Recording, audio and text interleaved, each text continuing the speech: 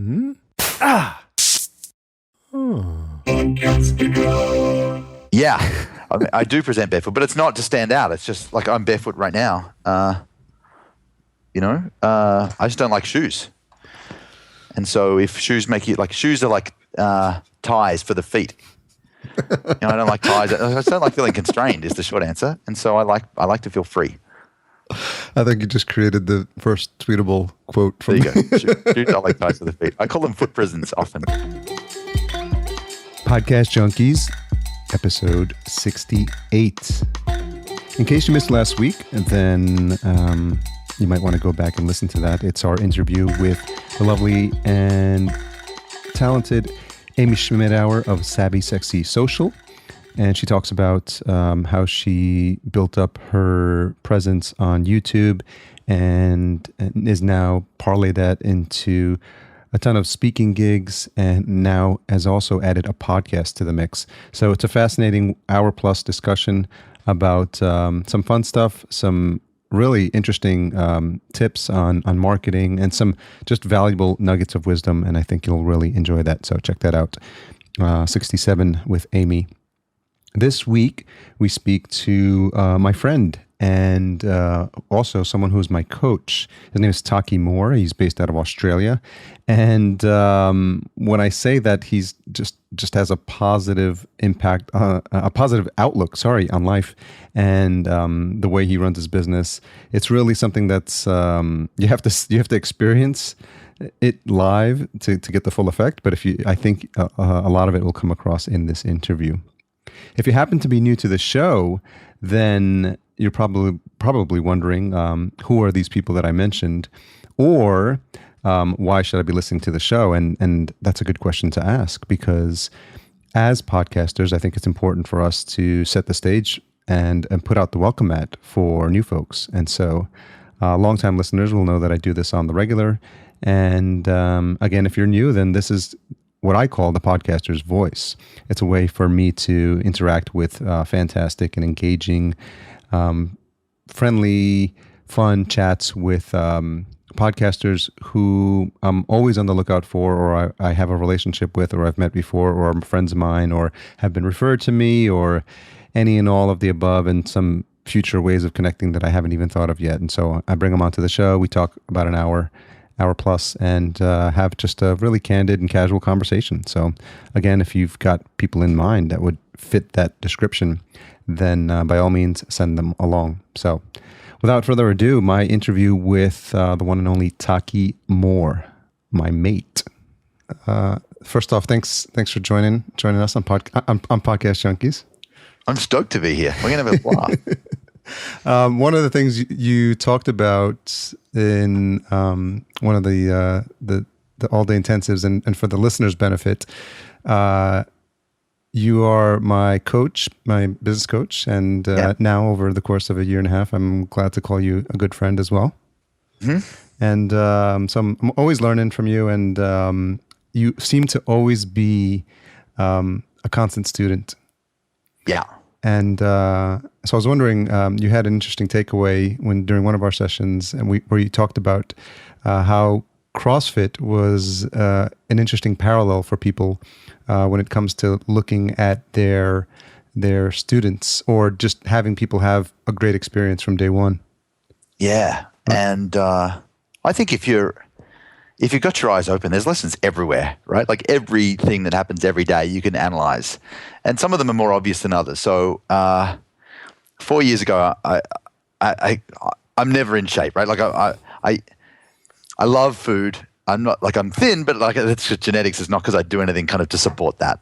And 4 years ago, I was working out with a mate of mine called Adrian Rainey. And Rainey, if you listen to this, big shout out. He's mad as a hatter and just hilariously fun. And so Rainey and I used to work out 3 or 4 days a week down at the beach. And he used to talk about this thing called CrossFit. And the way he talked about it, Harry, sounded like Fight Club. Like this elite thing that happened kind of in a secret room somewhere that you weren't really allowed to talk about. And it sounded hardcore and kind of mysterious. Anyway, so eventually he says, I think you're ready. You should come with me to CrossFit. I'm like, okay. But like, are you sure I'm ready? Because I was scared. Like the way he talked about it sounded like seriously like Fight Club. And I get there, and it's run by this guy called Bass. And Bass, if you're listening, no shout out for you. There's like 6 or 7 of us, and the first thing Bass does, okay, mate, welcome. This is your first time, so I need you to sign the waiver. So I signed the waiver, and basically says that, if I die, it's my fault, not Bass's, right? And there's 2 parts of the workout. There's like a fitness component, which we did first, which was I don't know if in the US they have the beep test. Do they have that? Is it like a timer or? Yeah, it's like basically every 10, you've got to run 10 meters again and again. It's a bit like that. So it's like a fitness thing. And I get it's 20 rounds and I get 17 rounds through and it goes, I'm feeling pretty proud that I actually made 17 rounds and everyone else is looking at me like I'm going to lose it, but whatever. And then the guy goes, okay, boys, well done. I'll put on my Lebanese accent because he's Lebanese. He goes, all right, boys, well done. That was a good warm up. Now it's time to work on our handstand push-ups. And I've gone, oh, crap, Bass. 2 small problems. I can't do a handstand or a push-up. And, that should have been my warning sign that this next activity wasn't for me. But he goes, no, don't worry. Come with me. You'll be fine. Sure enough, not so fine. About 12 seconds later, I'm upside down. And instead of my arms supporting me, like in a handstand position, my arms kind of collapsed. My head took the weight. My neck is bent off to the side. My legs are all kind of bent around.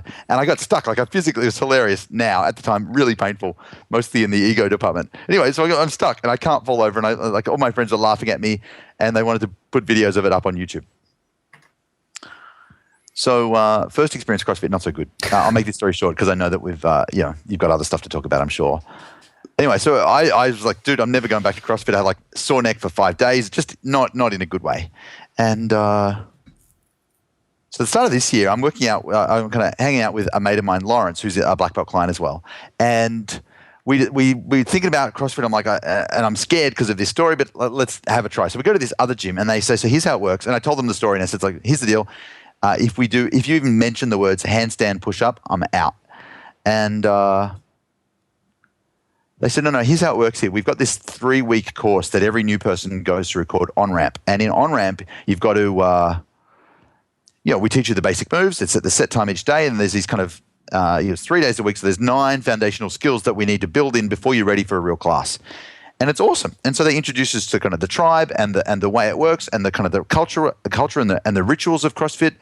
And at the end of 3 weeks, you feel like you've actually accomplished something, and then you're kind of ready to graduate into the rest of the class. Anyway, so they did heaps of stuff right. But the big lesson I got about that was the way you onboard a new client is really, really important. You can sell them some stuff and dump them in with everyone else and hope that they swim, or you can build an on-ramp, like a way to get somebody from you're parked in a side street up to your freeway or highway level quickly in a way that has them kind of feel the love. And that's, that was kind of the big lesson. And so I've been kind of busy applying that for the last 6 months in our business, kind of this on-ramp idea. And it was funny. I just did a game plan session with a brand new client and I finished, 2 minutes before we started chatting. And she said, she's been with me for a week and a half. And she said, she's paid $20,000 or something like that. And she says, I've already got my money's worth. Just the way you onboarded me was incredible. We're modeling that. And I learned it straight from falling on my neck at CrossFit. So thank you, Bass, for starting the journey. So, I mean, obviously, from knowing you for a while now, you're the type of person who seems to gravitate towards people who have learned a lot before you and have gone before you and have done bigger things, and you seem like to always be a sponge, like you're always taking on the new lesson. And so is that like a trait that you've always had in your life where you're just like, who can you think of as you think back of your first experience with someone that you would call like a mentor or a teacher? Yeah, there's a couple, but the one that first came to mind is actually interesting. I lived in Brazil for a year. When I was 17 and 18, I went there to chase a girl to live with her forever, and we split up 2 weeks later, and I had too much pride and ego to kind of admit defeat and come back to Australia is kind of the backstory. In the middle of that, I met this guy called Adele, and he's married to, his sister's married to my cousin, so that's kind of a distant family relation. And Adele's a pilot, and he had this nickname, and his nickname was Curioso, which means curious, so in Portuguese. And so I got to spend quite a bit of time with Adele, and fascinating guy. literally, his dad was a slave, like an actual slave. Like that's Wow. So they came from nothing, right? He became an international pilot, traveling all around the world, built a really successful business, speaks and trains and gives people heaps of inspiration. And he said that when he was a kid, he had no money and a dream. And so he used to literally hang at the side of along the fence of the airport, just kind of hanging onto the fence, just looking through at airplanes, and people would get to know him. And eventually, one of the pilots said, "Hey, do you want to come and have a look at the plane?" It's like, "Oh, could I please?" And so we got to go check out a plane, and he'd do little stuff like he'd bring, I think, like the lunch boxes of the pilots to the plane and just like help out in tiny ways. And then they get to hang around and he'd get to like clean the plane. And he was just as insanely curious everywhere he went. And so he wasn't like a business mentor for me, but he role modeled curiosity better than anyone I knew. And when I was 17, that was like really pivotal. Hey. And so would you say that he was just in terms of the way he carried himself, was that what attracted you to him? Yeah. He carried himself incredibly well, and he knew how to control a conversation, but every conversation you had with him was all about you.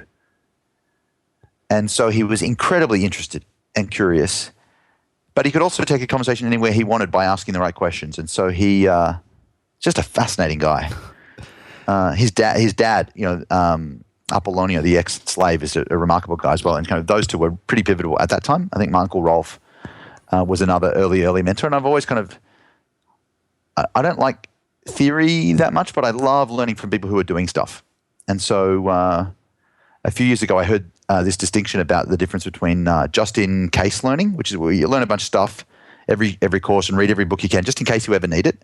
And it feels like learning is, it feels like it's learning, but it's really not. It's just filling your head with content versus just-in-time learning. And just-in-time learning is, I have this need right now.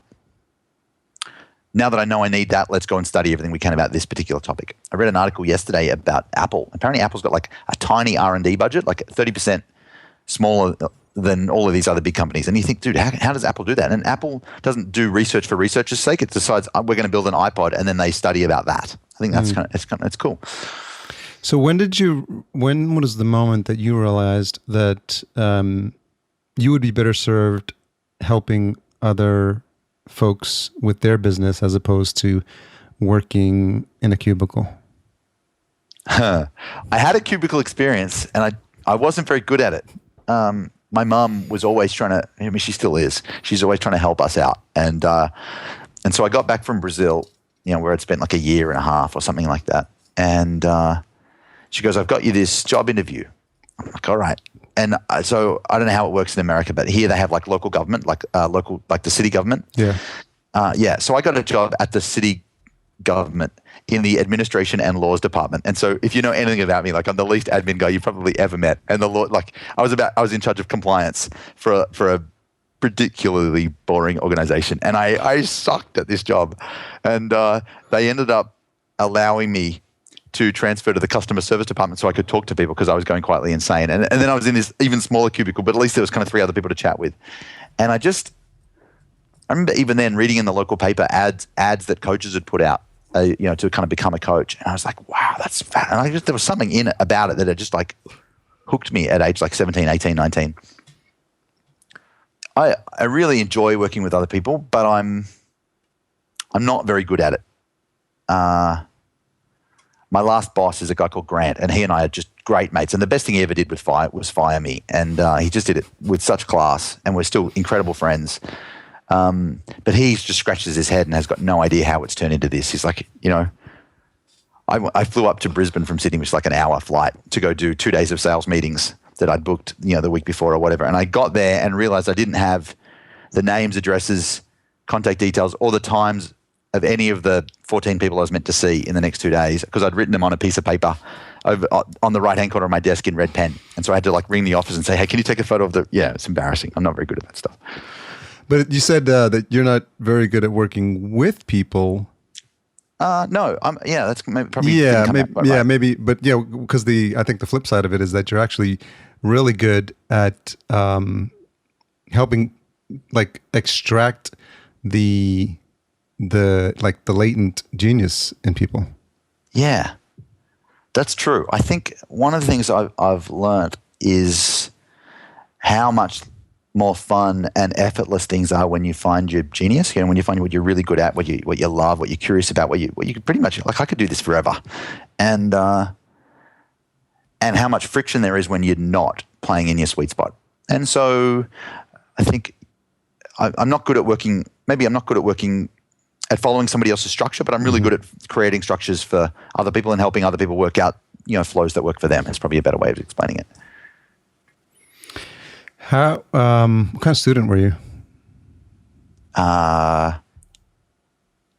Enthusiastic, distracted.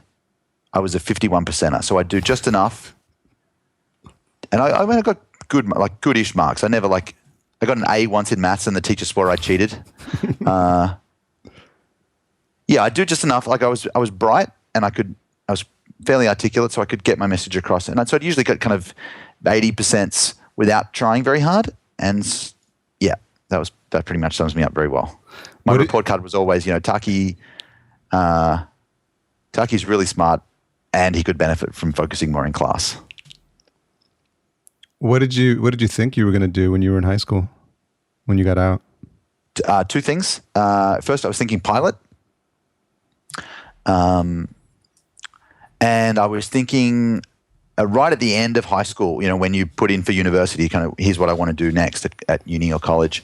I was thinking industrial design. My big role model growing up was my uncle Rolf, who was an industrial designer. He built furniture and yachts and a special ultralift parachute that the Italian paramilitary used, and all of this cool stuff. And he was like my role model, my hero.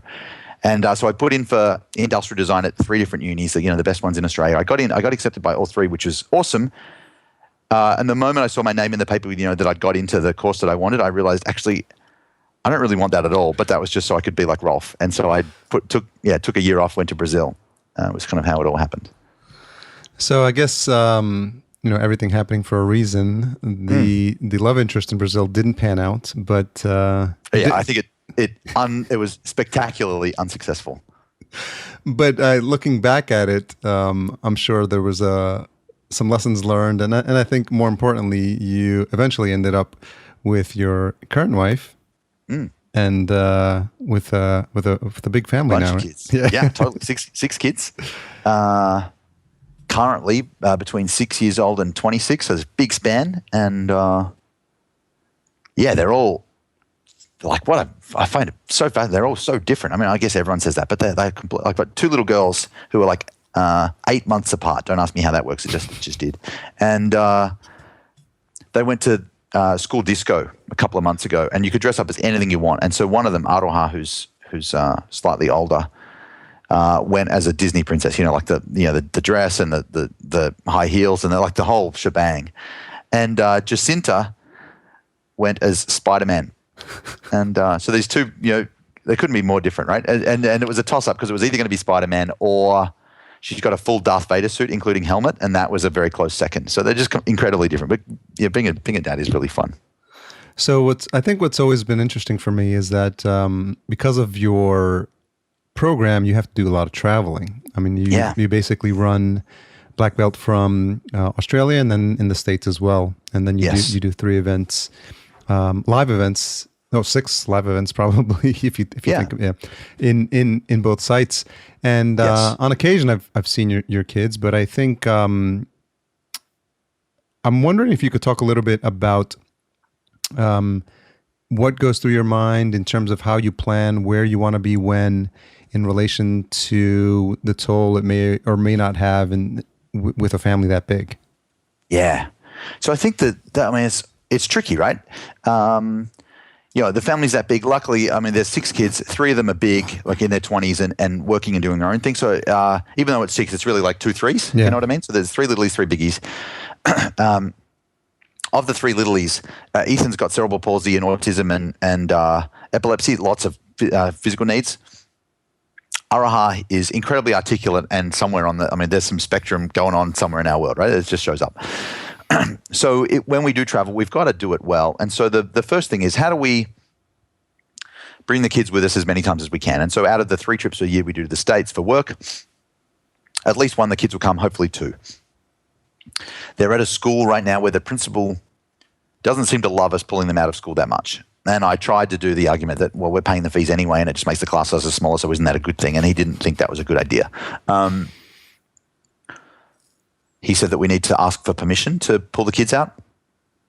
I don't really do permission, you know? So we're not quite eye to eye on that. And so, right now we're in the process of like, do we just kind of buy a teacher who just travels with us and then just kind of make the whole thing just like the kind of the traveling circus of the Moors, you know? I think that'd be easy.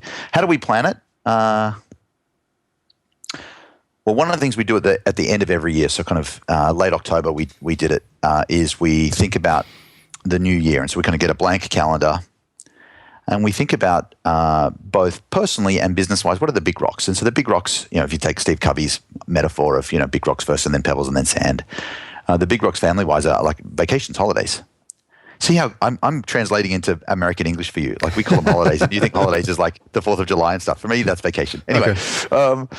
So we think about holidays and then what's the big thing that really drives income in our business? And it's this 2-day event that we run. And so let's get those things in first. So we look at the school calendar. So we've got school holidays there, plus our own travel time. And our goal is 4 months a year traveling around the world somewhere with the kids. Now, there's not 4 months of school holidays, so we've got to break the rules a little bit there. But 4 months a year traveling around the world with the kids. And usually what we'll do is if we have some time off, we'll put a work event, you know, like our Black Belt event or $1 Million Coach Intensive as a start or the end of the holiday. And then we'll take the rest as break. And that works mostly pretty well. Sometimes it gets a bit grey, which is like, is this a holiday or is this work, you know? So you got to kind of balance that. I think one of the things I want to do better next year is less grey, more black and white. Is this answering the question at all? I feel like I'm waffling a bit. No, definitely. So big rocks. Go ahead. And then just like one of the things we do is like we map out all of the vacations, like all of the time that we want to be not working. And then the way we do it, Karen Marie and I, is like I pick the when and she picks the where. So she's got a list of places she wants to visit. And usually most of them are like hot and tropical and some of them are about, you know, giving back. And so we just together block out the time. And so there's kind of, if you look at our calendar, there's these big green slabs for like a month at a time when we're away. And she gets to put the country in. So there's listeners that are starting their own thing, that are in the middle of their own thing, and that are successful with their own thing. But in your experience, I wonder if you could talk a bit about why the planning is important and what mistakes you've seen people do in the past when they think about this concept, or maybe the fact that they don't even plan. And having worked with so many people, where do you think people who are new to this concept get it wrong? Yeah, well, I think there's a bunch. So why don't I kind of try to rattle off as many as I can, and then we'll dig in if any of them are useful. So first thing is kind of just not planning. And most of us do that, right? So we get into next year and we just kind of run really, really hard until we run out of steam and we say we need a break. Well, what if we plan the breaks first? I think the first thing is just not having a plan. The second thing we often do, and I've been guilty of this in the past, is just photocopying last year into this year. You know, so it's like, well, I did 3 events and it would look like this, so let's just do that again. Well, that's cool, but what if there were some things you wanted to change about last year? Let's just not repeat the same thing again and again and again.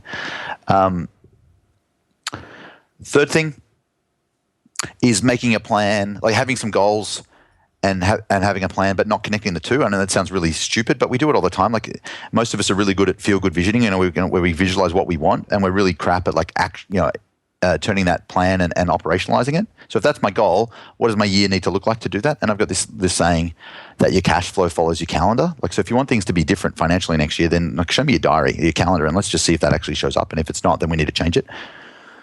One of the mistakes I made a couple of years ago was building a plan and not doing a stress test. Like if I actually hit my goals, what breaks in this calendar of mine? Like we hired a great coach. His name's Adam, and you know him really well. And the original plan was that Adam was going to do like one-on-one calls with everybody once a month. And that's a great plan until you like double your business. And then like Adam's like gasping for air going, holy crap, man, can you stop growing? And like, so we needed to switch the model.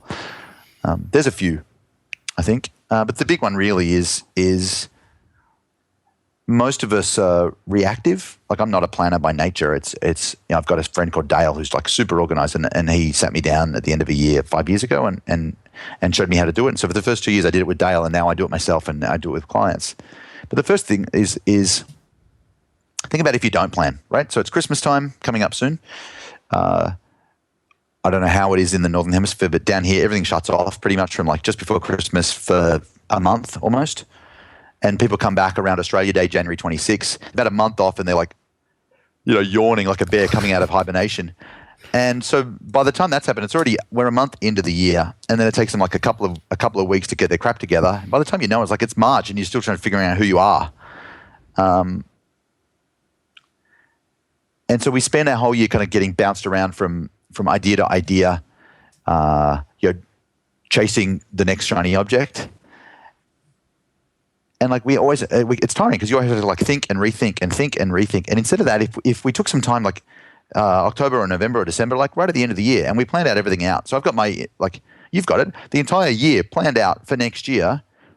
All of the thinking's been done. So next year you don't have to think at all. You just do with the plan. And the next time you have to think is like November next year. It's liberating to think one time and then just like, I don't know if you've ever had this, but I used to think, wouldn't it be cool to have like a factory job where you just didn't have to think? Like you just kind of punch widgets or, like you press buttons or whatever it is. And at 5 o'clock, bzz, down tools and off you go. And you can leave it'd be fun for like a day, I reckon. Maybe not, maybe like an hour. It's great in theory. But the idea of not having to think and rethink, I think is really attractive. So if we can think once at the end of the year and then next year not have to think anymore, just like follow the plan, life gets really easy. Kind of lay some train tracks and just jump on them and off we go. Yeah, it seems like that idea of being the clock puncher, I think a lot of people struggle with wondering if that's all they're meant to do. Yeah. And so, do you ever have conversations with people who are in their clock punching mode and then say, Taki, maybe I'm just, maybe I'm meant to do that because I need the structure. And is there something, or is there a process, or is there a Q&A that you go through and say to figure out if they have what it takes? Because you've lived through it yourself, what it takes to be an entrepreneur. As glamorous as it sounds, it's not those Dude, first, if I had known couple. How much hard work was involved up front, like I wouldn't have pulled the trigger. So so I'm wondering what when you have those conversations with people who are in that transitionary phase, like what do you tell them? So I think I've never really thought about it. So top of mind, two things come to mind. The first thing is like most of us can't help it. Like if you're in a 9 to 5 and it's just driving you completely bananas, then frankly you're not going to be able to stick at it. So we need to find something else. I know this is particularly strategic advice, but like I was just a crap employee, just rubbish. Like I know all entrepreneurs say, I'm unemployable. I was really well-meaning, but just not that good. So the first thing is like, are you built to be an entrepreneur?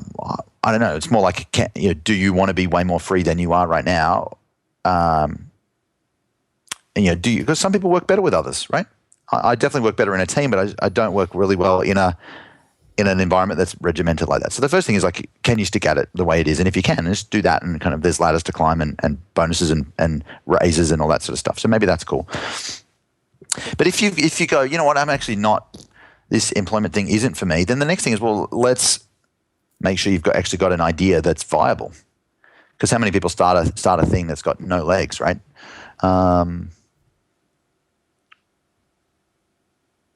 So there'd be the two places I'd look at. Like can you be happy doing a job? And if you can, do it. Like my mum's happy as Larry in a job. She totally loves it. And then secondly, if you decided to go out, let's just make sure that your idea's got legs. Does it solve a problem that people are willing to pay for in a big enough quantity? I think that's where to start. A lot of times people are afraid to start something because they look out at what's existing now and they see a lot of people doing what they would like to do. Yeah. So the good news is you don't have to be the best in the world.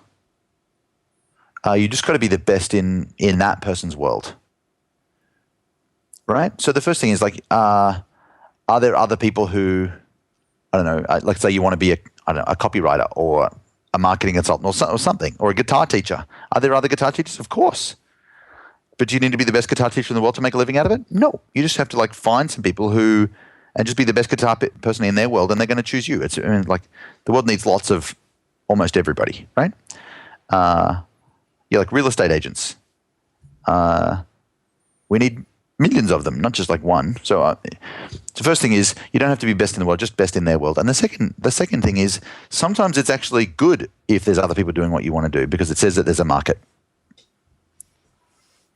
Yep. The best place to put a restaurant is in the middle of a restaurant strip, because you know that people already go there to get food. Mm-hmm.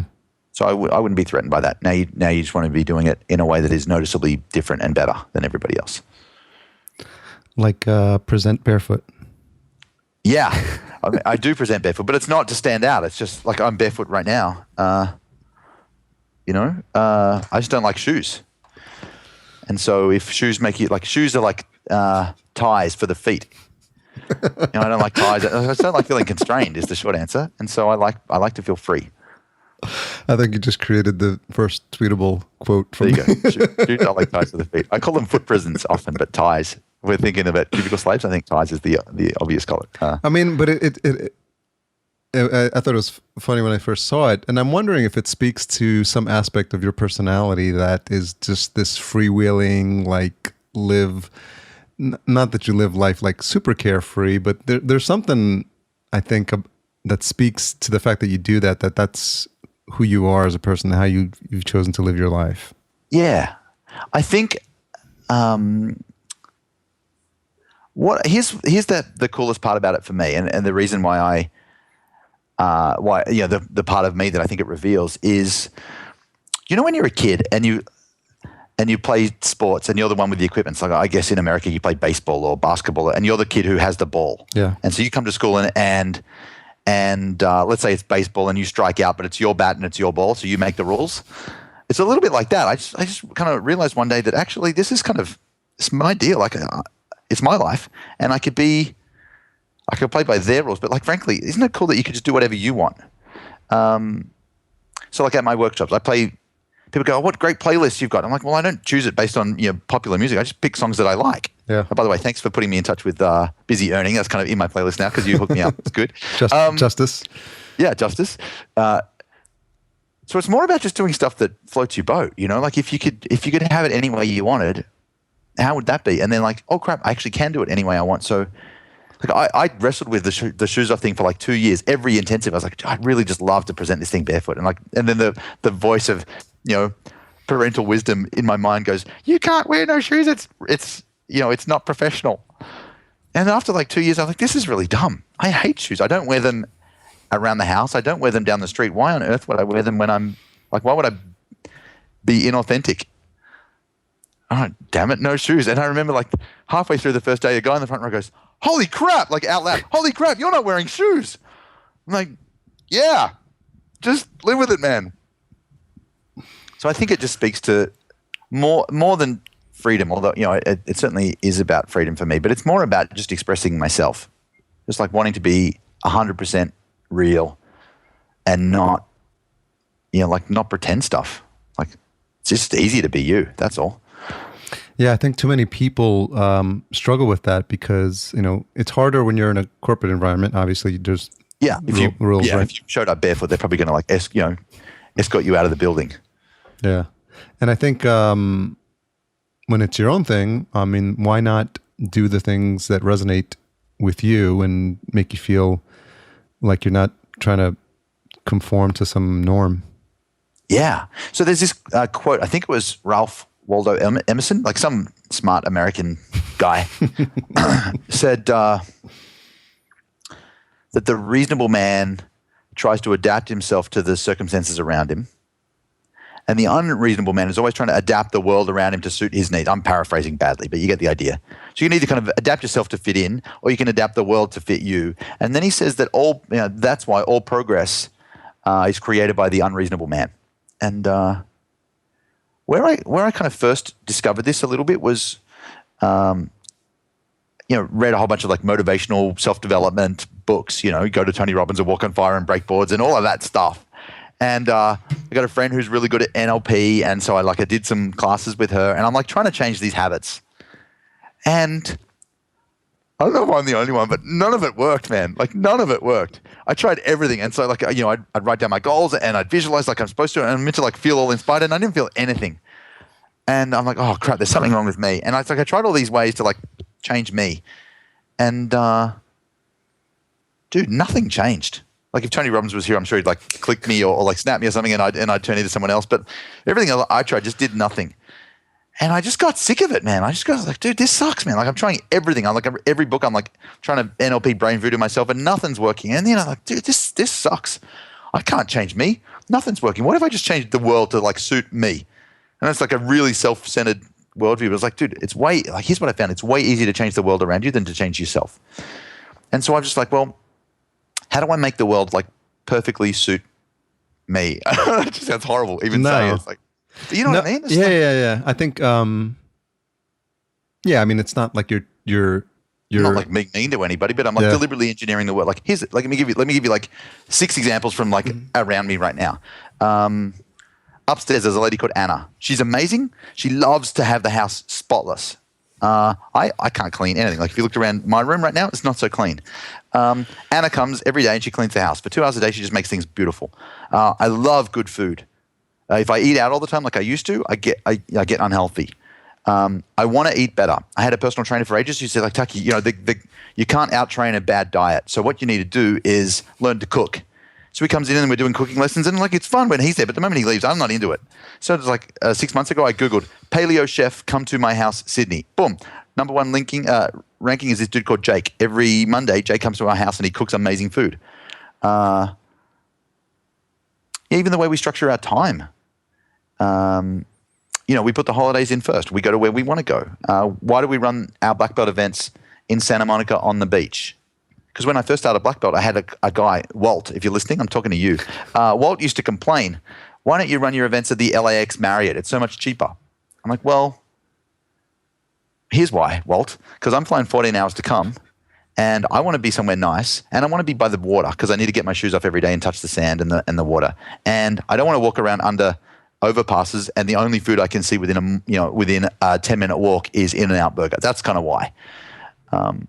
Dude, if you can make your whole world like fit you like a glove, it's fun. It's really fun. Well, it's interesting, and the nice segue is when it comes to the topic of podcasting, you actually do it differently than most people I've had on the show, because they come at it with the aspect of having a full show with topics, or they solo or interview. But I think and it speaks to part of the things you teach and how you move folks from one to one to one to many, about doing it in the most efficient way possible. And so I'm wondering if you could talk a little bit how you got started with podcasting, just your first memories of starting it with something related to business. Yeah. So just so I'm really clear, are you looking for first experience like listening to podcasts or like creating my own? No, creating your own, yeah. Okay. So I've got 2 shows right now. One's a show and one's like a cheat show that's actually really good. So let me explain. Every month inside Black Belt, the community that we're part of, coaching together, I teach great stuff. And I wanted to create a show. I wanted to create amazing content, but I didn't want to have to work very hard, which just seems to be a common theme. And so I got our content team, we're lucky enough to have some dudes who look after this bit for us, to go through great black belt trainings and just pick like a 3-minute snippet of awesome. The only rule was it's got to be great, it's got to be short.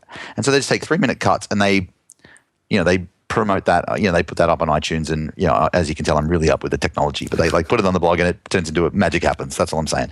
And that's if you go to iTunes, that's Coach Marketing Show. No, that's Coach Marketing Machine. Sorry, I know my own show really well. And then there's this other podcast I do, which is actually really fun, and I do it with. And so the content on the first one is epic, and the framework for the other one, which I think maybe is where you were going with the question. I don't really know, is a podcast I do with one of my best mates. His name's James Schramko, who is actually how you and I met originally. And he was on the show as well. Yeah, he was on the show. Oh, cool. And he and I used to sit down and have Burger Friday. So every Friday we'd sit down, we'd go to the beach and we'd buy a burger and just kind of just help each other out with business. And we thought it'd be cool to kind of share some of the conversations and that we both had interesting things to say. And so once we decided we wanted to do a podcast together, the next question was, well, we need an angle that's a bit unique, and we need a way to make the content fast. Is that where you were going, question-wise? Yeah. Okay. So we thought, well, we can each teach our stuff, but there's heaps of people who teach their stuff. What if instead of like teaching theory, we just each week we just kind of dissected a client case study, a client who's doing something really clever, and we just talk about how they did it. And that way, I guess three things happen. Number one, it's really easy for us to come up with ideas for content because we work quite closely with our clients and they tell us when something works and we can kind of dissect it. Number two, maybe it is just two things. My brain always comes up with them and then I lose the least important one. So here we go. The second thing that happens is because the show is based around case studies, I've got this belief that like talking yourself up is kind of awkward. It just feels weird. Like I just don't like saying, here I am and I'm awesome and you should totally listen to me. I think that's just kind of a bit wanky, to be honest. Yeah. And so what we do instead is if I put the spotlight on my client and I help showcase the cool stuff that my client's done, I make them the king. Then all of a sudden by showing off and making them the hero, I become the kingmaker by default without ever having to just kind of say, look how great I am. And so it works that way marketing wise. What we wanted to do next was once we had an idea that we're going to do case studies, kind of just real world stories, was we wanted to build, I don't know if James did, but he was totally cool with the idea, was just to map out a framework so that every episode is high value, fast, effortless to create. And frankly, if you dissect it, every episode is identical from a structure point of view. So what most people think about, they think about creating content. They think about, what do I talk about and what are the words? And I think about architecture. Having this conversation, sorry, segue, come back in a moment, I promise. I'm talking to Mike, and Mike is the second client I ever work with. He's my designer, and he's amazing. And what he and I have both kind of learned to do is kind of architect content. So we don't really think about the words. We think about structure first.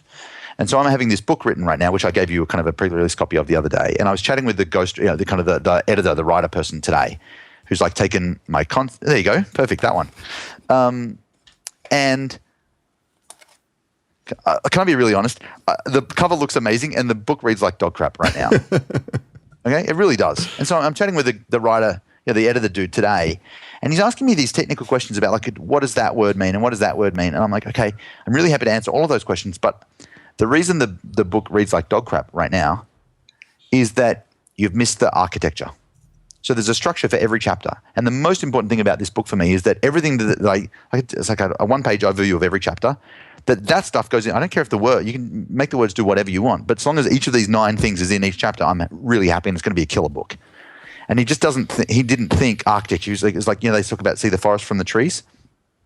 He's in trees. Mm-hmm. In fact, he's on tree, branch, leaves, sub-branch, leaf, tiny insect at the end of leaf. That's where he's at right now. It's like, dude, zoom up. I'm like, did you watch any of the webinars I used to create this? No. Okay, well, that would have been really handy. Number 2, have you looked at the one-page overview I've given you of every chapter? I looked at it, but I didn't really understand it. Okay, well, the most important thing is that you look at this and you get it, because nothing else matters until you do. How do we get there? Oh, yeah, framework. I was going to bring you back anyway. So Thank you. I appreciate that. So here's the thing. When it comes to the podcast framework, the most podcast structure for every episode, the most important thing for me is to have a framework first, because at the moment I've got a framework, then I can riff and I can improv, but I've got enough structure that it stays on track. And so the meta kind of rule that we run in Black Belt for everything is we freestyle in a framework. So when to make this really practical, what does that actually mean? When James and I decided to run this podcast, salesmarketingprofit.com, the very first thing I did was going to go, what would I like to be in every episode? Well, if it's going to be a case study, we need a bunch of stuff. And so I just listed them out, and it turned into this framework. And I'll run through it really quick. There's kind of really 3 key sections. There's the frustration, there's the fix, and there's the future. So we've got kind of big picture. We're going to introduce the person. So the frustration is, who's the person, what was their problem, and what was the impact? We're going to introduce the bad news of the story. So that's the frustration. Then there's the fix. This is what's the framework I taught them, How did they implement it, and what was the results? 3 things. And then the future is like if the first 2/3 of the episode is about the person who's being case studied, the last third is about the listener. And so if we go frustration, fix, and then we get into the future. And the future is, what are the big lessons? What are the prescriptions? Like, what are the first reactions somebody could take right away? And then what's like a resource that somebody can download off the site to kind of start to implement this thing right away? And so like I just built this like 3x3 grid, like a Sudoku, like a noughts and crosses. And now, literally, I mean, my office is full of these, worksheets for various things. I've got my book here. If I go to, let me see if I got one. Yeah, I totally do.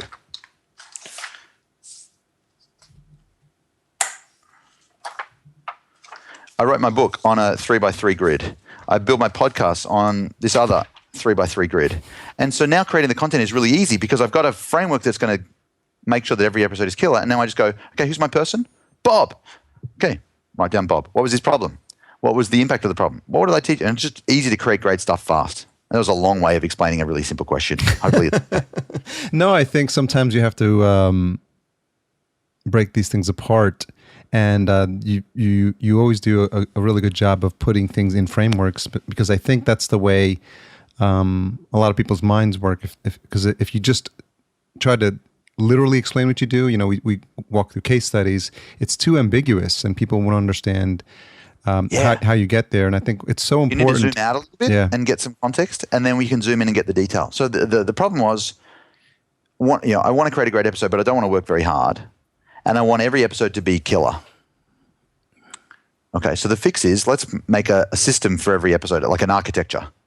Almost like, when they lay the foundation of a building, they've got, a mold and they pour concrete in. That's all I'm doing. Freestyle and a framework is kind of certainly been my secret weapon for a few years now. It's good. And it helps that you're doing it with a friend. Yeah, oh, dude, it's so much easier with a friend. Even my first webinar was with a friend. I think the idea of having a co-pilot, if you think about like every popular drive time radio show, it's like it's never one dude. Maybe it's sometimes like some cranky old white guy, right? Who's like, half redneck and mostly racist. There's that guy. He's totally there. But every fun, engaging, funny it's like a comedy duo or a trio. So just like, how do we get a little bit of posse around you so you can just bounce off each other's energy? How important? I'd like to retract my earlier redneck racist comment. I'll see if I can. No, leave it. Pull it out. How important are friends to you? Oh, super important. So a little while ago, I wanted to build another framework for like, how would I spend like the first hour of my day in a perfect day? And so I made a list of like all the ingredients that would go into a great first start of a day. Tim Ferriss has got this idea that his first hour is scripted out in so much detail that he could literally give the script to an actor and they could play his morning perfectly. I think that's just a great idea. And so I was listing out mine, and it's like, what would I like? Well, I'd love to kind of work out and sweat and like really move and breathe and lift heavy stuff. As heavy as like a skinny white guy can do, right? I want to get barefoot and outside in the ocean. I want to hang out with friends. I want to get my kids ready and take them to school, and I want to hang out with Kieran Reid. So they're the 5 things. So friends are like everything to me. And the coolest part of my life is having great friends. One of the things I kind of started to do a few years ago was make a list of like, who do I want to become best friends with this year? Like I'm the sort of person who I'm polygamous with best friends. Like I can have lots.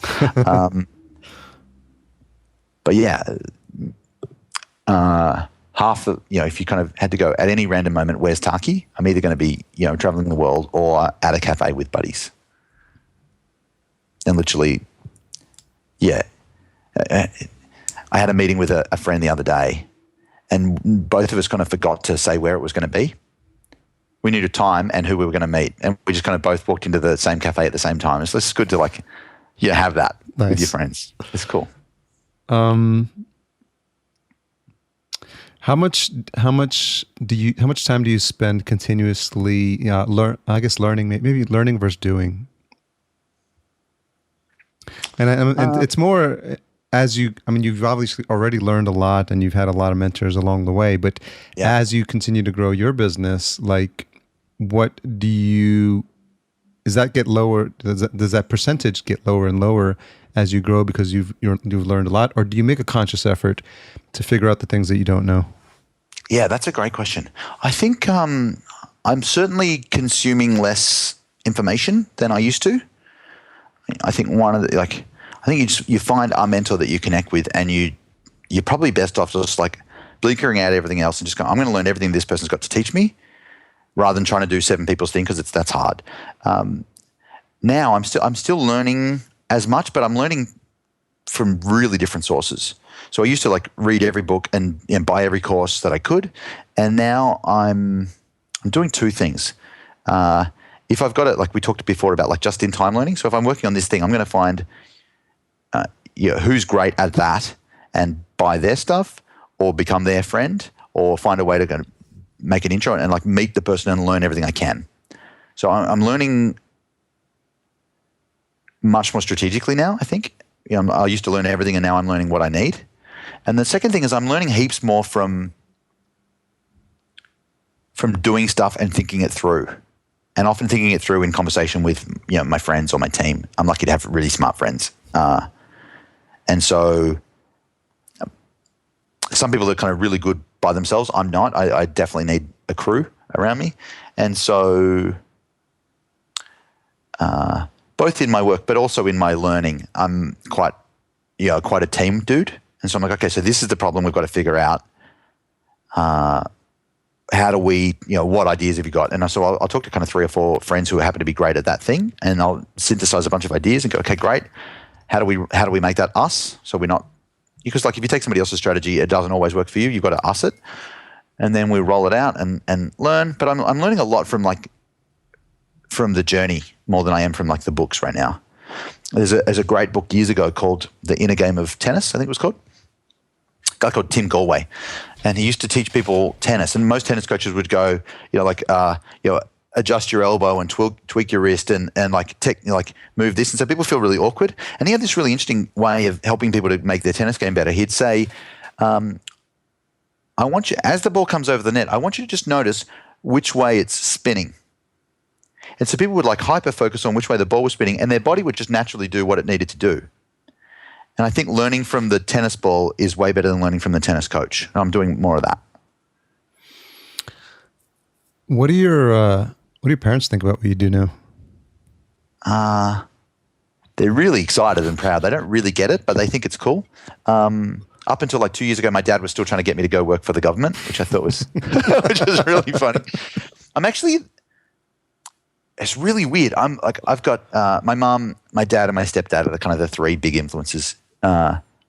Parentally, I got 3, and I think I'm like the perfect storm of all of them. Like my mum's a teacher, and so I've got mum's personality and love of teaching. My dad is a management consultant, and there's kind of some obvious correlations there. And so that's my stepdad. My dad is an architect, and I just think I think that's really sums me up really nicely. I love to teach. I'm always I'm building structure and framework and architecting out, plans and customer experiences and campaigns. And I like to think, I like to kind of think and train the way my stepdad did. So I'm kind of like, I think I've got bits of each of them in me, and we connect really well over all of those. My dad doesn't really know what I do. He knows, but he doesn't understand it.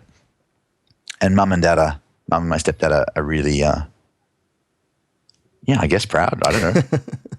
Do you think about the influences of your parents, and I'm pretty sure I know the answer, as it relates to what you're trying to show to your kids now? Yeah. But maybe not. I don't know. There's parts of mum and my stepdad and my dad that are amazing, and there's parts of all 3 of them that aren't. But that's just like me. I'm sure my kids are going to say the exact same. I hope they do. If they do exactly what I do, I used to, when my 2 of my sons were really little, I used to put them to bed at night. I used to whisper in their ear, "You are having a happy childhood. You are having a happy childhood." I just figured like it would save on therapy bills later, like, how was your childhood? I don't remember all the details, but I remember I was really happy. Your dad was amazing, That's funny. I hope they don't copy that. There's parts of each of them that I really love. So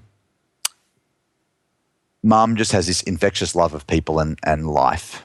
We've got a word that we use in our family called a life artist, and I think Mum is just a great life artist. The art of doing life well. Mum's just great at that. Full of passion and inspiration. She's just so into everything. Everything she says, you've got to like half it or double it. It's never an accurate number. It's always like the best thing ever or the worst thing. My stepdad is really wise, and I loved his principledness.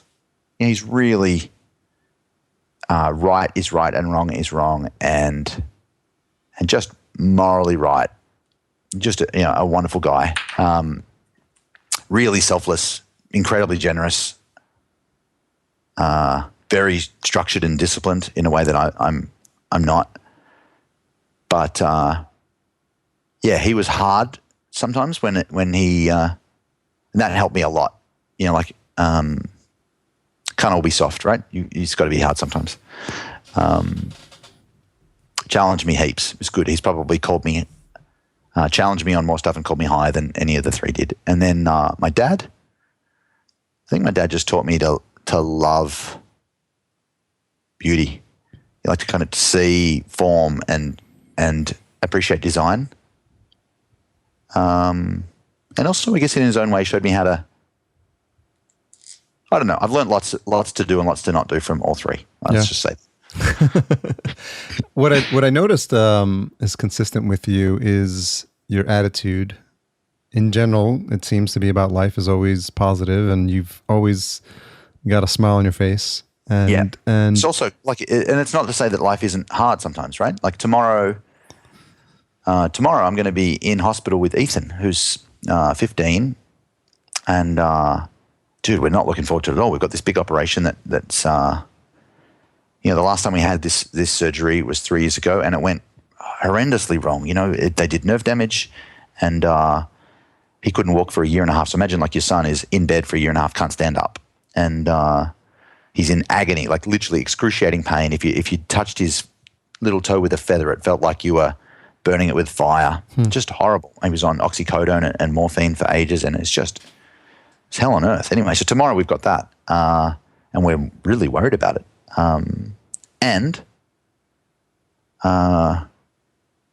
There's things you can control and things you can't. And, dude, frankly, everything's crossed, like fingers, toes, everything. We hope it goes great. But right now our job is to kind of support Ethan. And, so life's not always rosy, but you don't have to be kind of grumpy about it. I suppose is the short answer. It doesn't seem to help. Yeah. I think was wondering how, in general, like you handle adversity. I don't know. I think I talk it through with good friends. That helps a lot. Kerry Marie and I have a meeting every Tuesday morning, and I just get it because I'm a nerd. I write 9 boxes, and I just write down 9 things I haven't got no idea what to do with, and she helps me figure it out. That's really helpful. I tend to look at the.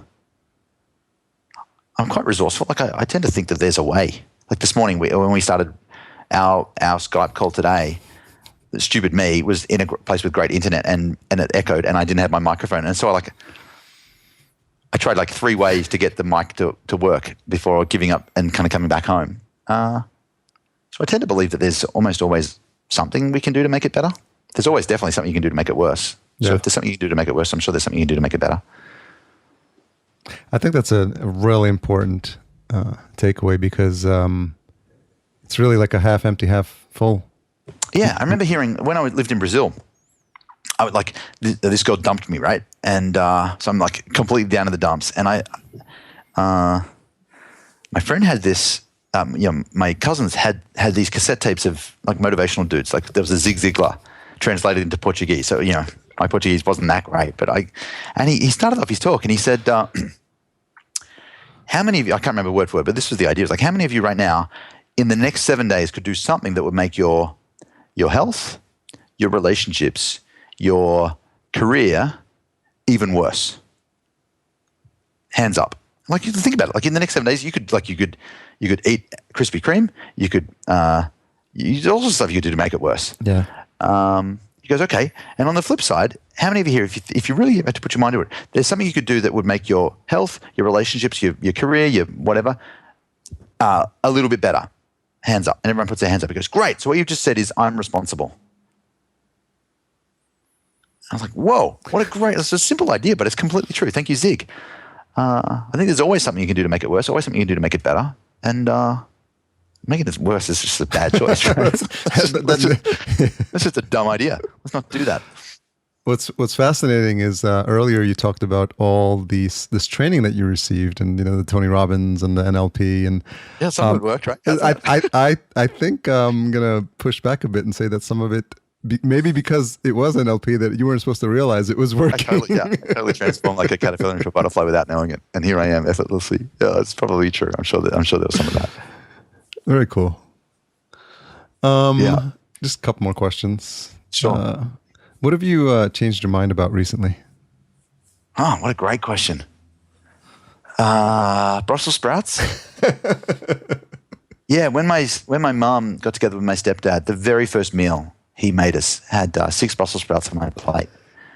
And I grew up, Mum mostly made us stuff that we actually enjoyed. If we didn't like it, she'd make something else. And she was really accommodating like that. And Dad grew up in this, you eat what's on your plate because it's what's on your plate. And, there's starving kids in Africa. And I protested and said, well, how does me eating the food I don't like actually help them? Like, it's going to end up in the rubbish bin or the toilet. And either way, they're not going to, anyway, it didn't go that great either. Anyway, so he made me eat the Brussels sprouts, and I hated his guts for like 7 years. Like, I hated his guts. Anyway, we were just in America, and twice I ordered stuff with Brussels sprouts, and they were amazing. I think they were cooked in, like, if you overcook them, versus if you cook them in bacon, everything's better with bacon. That's so true. I've changed my mind about Brussels sprouts. What's the one most misunderstood thing about you? I don't know. I feel pretty understood. I don't know. I feel pretty understood, to be honest. Is that because is that an aspect of you living your life as genuinely as possible then? Maybe. Or maybe it's just because I don't know what other people think or don't think about me. Or you don't care. I totally don't care.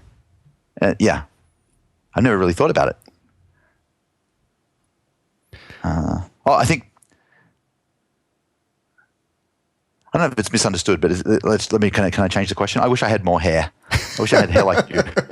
That's the one regret right now is it's going and it's going great, and I'm not a fan of either of those two things. I'll take that. Yeah. So, what's got you most excited about 2016? Adventures. I haven't decided where, but there's going to be some adventures next year. I'm really excited about exploring some new places and meeting a bunch of new people and getting a little bit wild. I think, like, not party wild, but like a little bit jungly.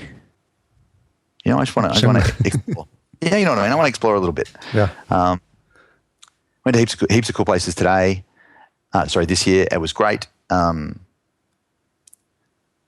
But I think, comfort zones are cool, but there's times for adventure, and I think I'm ready for a little bit of exploring new places and doing some stuff. Putting those big rocks in.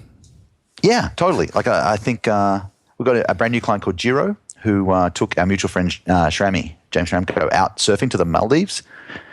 I can't surf very well, but I think that kind of like adventure trip sounds like really fun. I want to do more adventures this year. It seems like that's a amazing and awesome thing to aspire to. Yeah, I think it's going to be fun. Yeah. At the end of your life, what do you got? You got relationships and memories. I'm going to get better at both of those. That's an amazing way to wrap this up. Huh. Never thought about that before, but I think it's true, right? Yeah. It's really good. Really good advice. A lot of interesting takeaways, and I think listeners will get a lot out of this episode. So if folks want to track you down online, what's the best way to do that? Yeah, coachmarketingmachine.com is the main place with blog, videos, heaps of cool stuff, and a podcast. Coachmarketingmachine.com.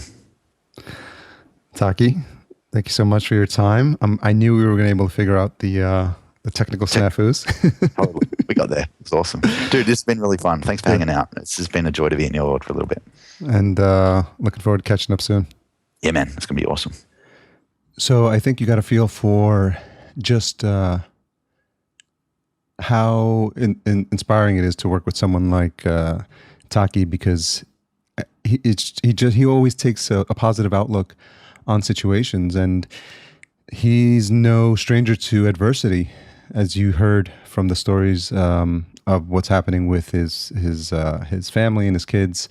And it's just something that struck me, and it's one of the reasons why I wanted to have a longer conversation with him, just for you guys to understand and know him.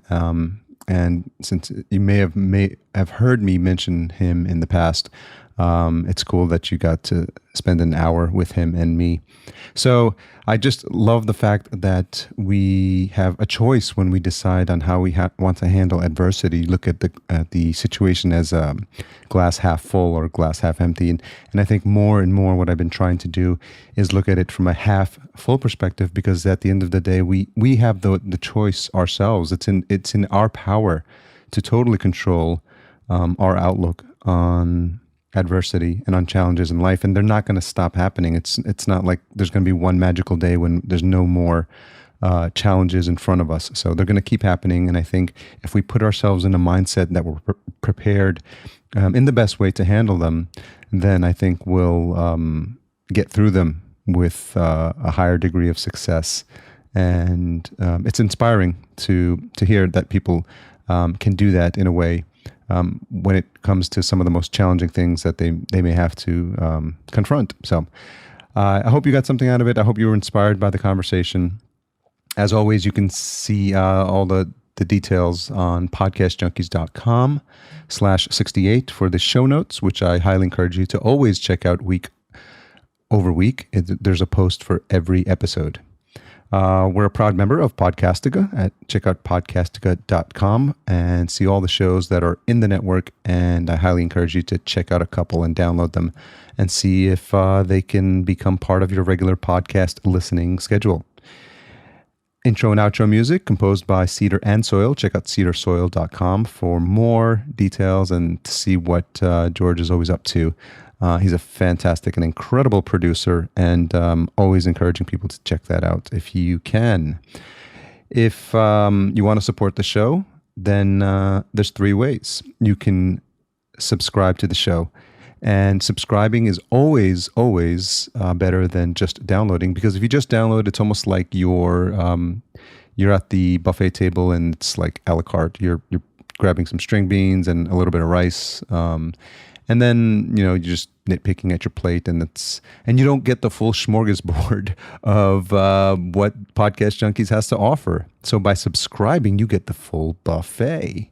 So imagine you go there and you get the rice and the corn and the carrots and the peas and the steak and the chicken and the fish and the tofu for my vegetarian friends, and so you get the full taste and the cornucopia of everything the show has to offer, and then you can see and really experience the variety of shows and hosts that I've had on. So do that, subscribe. Secondly, tell guests and friends. Not tell guests. I have the guests. You have the friends. You tell them, and then they hear the guests. That's how it works. Tell them about the show and encourage them to subscribe and to download and at least check out one episode. Maybe find one episode that you really enjoyed and then send them that link. How awesome would that be? And then last but not least, rating and review. Those are always awesome. And if you tell people to do that as well, then you're part of the Podcast Junkies army, and that would be fantastic. So I love putting all this work in week in and week out for you guys, and I'm hoping you're enjoying it as well. So if you've listened this far, then the retention hashtag for this week is going to be barefoot Taki, and we touched upon the reason why that is the tag in the show, and if you've listened to the episode this far, then you obviously know why. So hashtag barefoot Taki, so that's barefoot, and then Taki, Taki, and then tag myself, Podcast Junkies, podcast_junkies, sorry, and Taki at Taki Moore on Twitter, and let us know that you are truly the super fans of the show. Thanks again, guys, and have a fantastic week, and I'll catch up with you next Monday with a brand new episode.